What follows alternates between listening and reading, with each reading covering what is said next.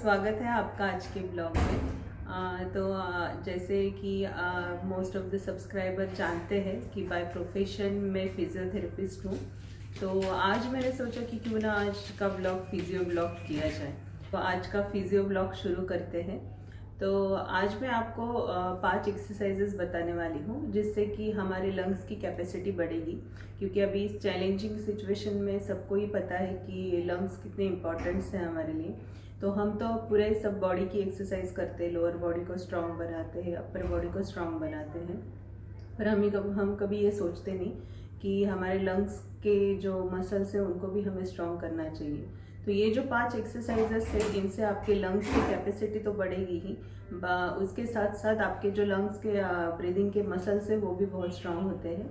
तो अगर आपके घर में कोई कोविड पॉजिटिव है, क्वारंटाइन है, कोई हॉस्पिटल में एडमिट है, तो आप ये एक्सरसाइज का वीडियो उन सब से शेयर कर सकते हो, क्योंकि एक्चुअली वैसे देखा जाए तो पूरे इंटरनेशनल लेवल पे भी ये साबित हो चुका है कि कोविड में फिजियोथेरेपी, चेस्ट फिजियोथेरेपी बहुत ही ज़्यादा इम्पॉर्टेंट रोल प्ले करती है।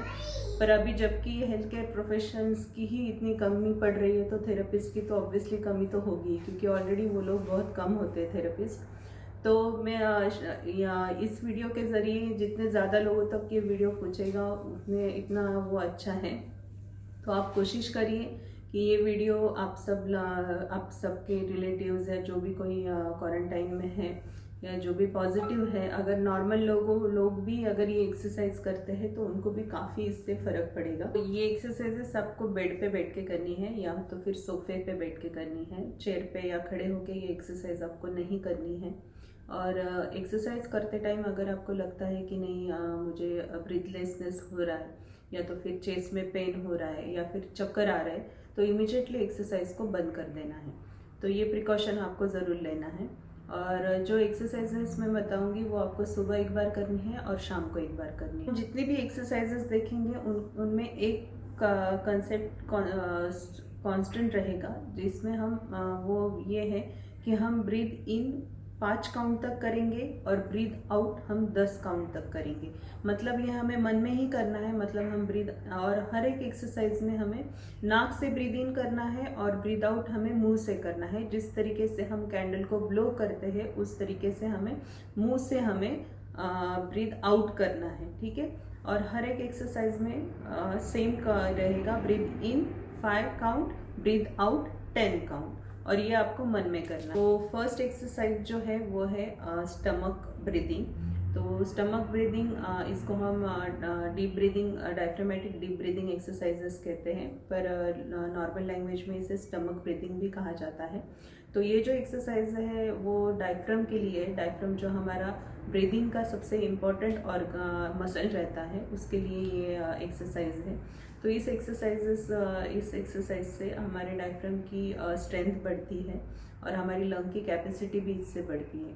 तो इसके लिए आपको कंफर्टेबल बैठना है, रिलैक्स बैठना है, शोल्डर रिलैक्स, सब कुछ बिल्कुल आपको हेवीनेस या कुछ ऐसे लगना नहीं चाहिए, रिलैक्सली बैठना है। एक्सरसाइज है तो इसमें हमें करना क्या है, एक हाथ हमें हमारे स्टमक पे रखना है और हम नाक से ब्रीद इन करेंगे। जब हम ब्रीद इन करेंगे तो हमारे फिंगर्स जो है वो स्प्रेड होने चाहिए, ठीक है।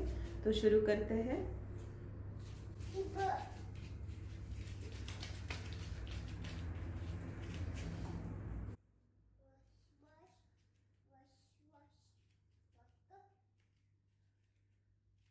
ठीक है, तो ब्रीद इन करेंगे तब फिंगर स्प्रेड होंगे, जब ब्रीद आउट करेंगे मुंह से तब फिंगर पास में आएंगे, ठीक है। तो ये एक्सरसाइज हम 10 बार करेंगे, इसका एक सेट 10 रिपीटेशन का होगा। ये होने के बाद हम जब सेकेंड एक्सरसाइज करेंगे तो इसमें थोड़ा सा हम लोग 10 सेकेंड का ब्रेक लेंगे और बाद में सेकेंड एक्सरसाइज शुरू करेंगे। तो सेकेंड एक्सरसाइज जो है उसमें ये भी एकदम से सिंपल सी एक्सरसाइज है, कुछ भी आपको असिस्टेंट की ज़रूरत नहीं है। अकेले आप घर में बैठ के अपने अपने रूम में, आइसोलेटेड रूम में आप आराम से कर सकते हो, हॉस्पिटल में बेड में कर सकते हो, किसी के मदद की ज़रूरत नहीं है। तो दूसरी जो एक्सरसाइज है वो भी एकदम सिंपल सी है। दोनों हाथ हम नीचे से उठाएंगे, जब हाथ ऊपर जाएंगे तब ब्रीद इन करेंगे, जब हम नीचे आएंगे तो हम ब्रीद आउट करेंगे, ठीक है। और इसमें भी सेम रहेगा, नाक से ब्रीद इन करना है, मुंह से ब्रीद आउट करना है। ओके, शुरू करते हैं। ब्रीथ इन,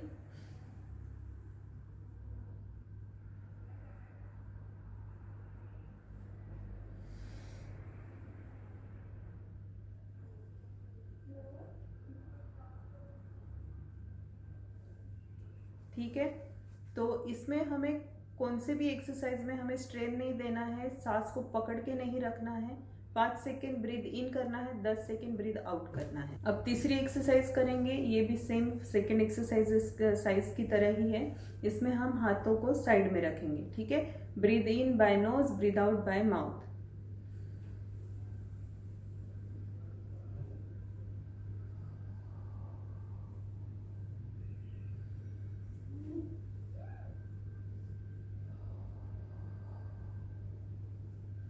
ठीक है।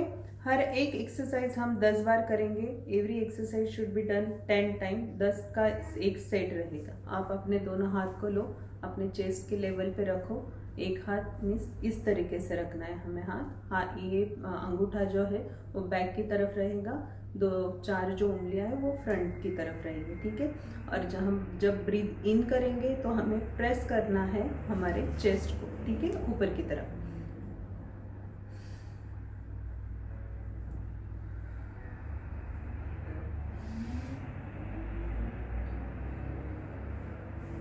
ठीक है। इसकी एक्सरसाइज है वो भी बहुत इजी है, पर उसके लिए आपको एक पानी की बोतल लगेगी और एक स्ट्रॉ लगेगा। तो एक पानी की बोतल जो मैंने हाफ भर के ली है, आप देख सकते हो, और उसमें मैंने एक स्ट्रॉ डाला है। तो पानी की बोतल तो अवेलेबल तो होती है, घर पे भी अवेलेबल हो सकती है और हॉस्पिटल में भी तो होगी। तो फिर इसमें आपको क्या करना है, सेम तरीके का ये रहेगा।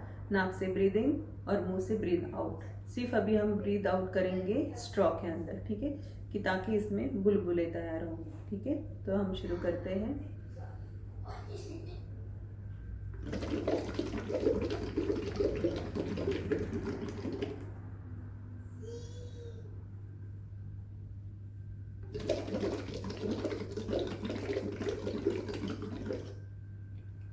ओके, तो ये टोटल 5 एक्सरसाइजेस है। जो पहली थी वो स्टमक ब्रीदिंग थी। स्टमक ब्रीदिंग यानी पेट पे हाथ रख के करना है। दूसरी जो थी वो हाथ की थी, आगे से हाथ ऊपर उठाना है। तीसरी थी वो साइड से हाथ ऊपर उठाना है। और चौथी जो थी वो हाथ से प्रेशर दे के करना था। और जो लास्ट वाली थी वो पानी की बोतल और स्ट्रॉ के साथ थी। तो ये सब एक्सरसाइजेस मैं डिस्क्रिप्शन बॉक्स में लिखने वाली हूँ, तो आप ज़रूर ये सब एक्सरसाइजेस ट्राई कीजिएगा। और ये जो एक्सरसाइजेस है ये आपको सुबह एक सेट करना है और शाम में एक सेट करना है। मतलब अगर 5 एक्सरसाइजेस है, हर एक एक्सरसाइज हम 10 बार करेंगे, तो मतलब टोटल हम सुबह 50 एक्सरसाइजेस का एक सेट रहेगा और शाम में 50 का एक सेट रहेगा। ना ही कि ये पेशेंट के लिए है, ये नॉर्मल इंडिविजुअल के लिए भी ये एक्सरसाइजेस बहुत विशेष हैं।